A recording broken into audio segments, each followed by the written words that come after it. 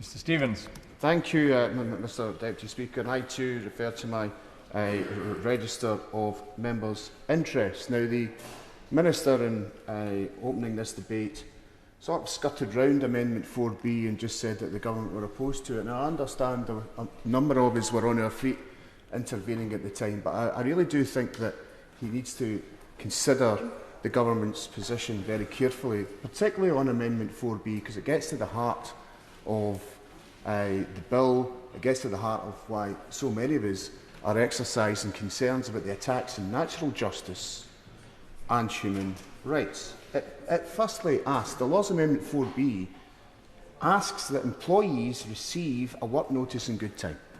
Now, that seems to me to be fairly uncontroversial, that a work notice would be issued to a worker in good time if they've to attend their work. Because if we don't accept this amendment, Mr Speaker, we're going to end up with a scenario where someone returns to their work after a day of industrial action, is told they're being dismissed, with no evidence at all whatsoever that they've been given a work notice, because of course the government want to give the responsibility of the work notice not to the employer.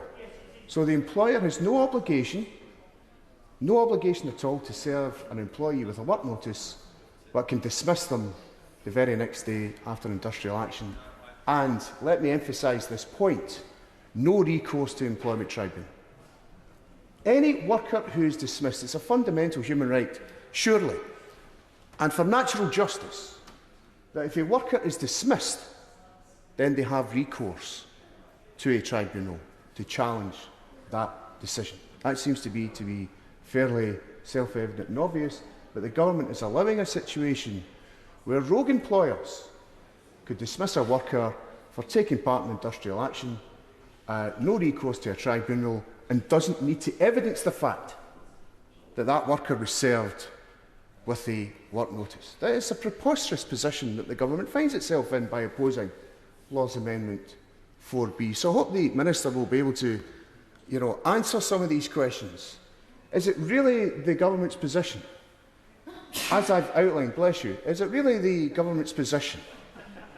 Is it really the government's position to say that it's okay for an employer to dismiss those on strike and they didn't need to provide evidence that they were obliged to get into their work anyway?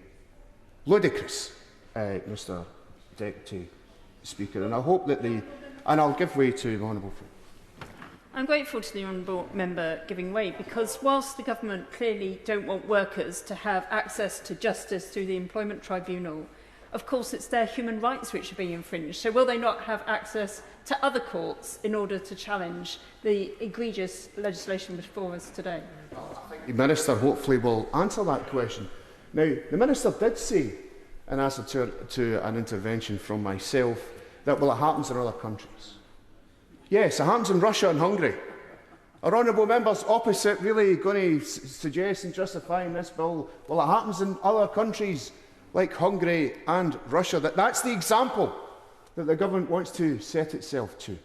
Let me name you another country, Mr Deputy Speaker, Italy, where workers can be disciplined but short of dismissal. Disciplined but short of dismissal. But the government don't want to follow the Italian model. They want to be in line with Hungary and Russia. It really is quite incredible that the government has found itself in that position, Mr Deputy Speaker.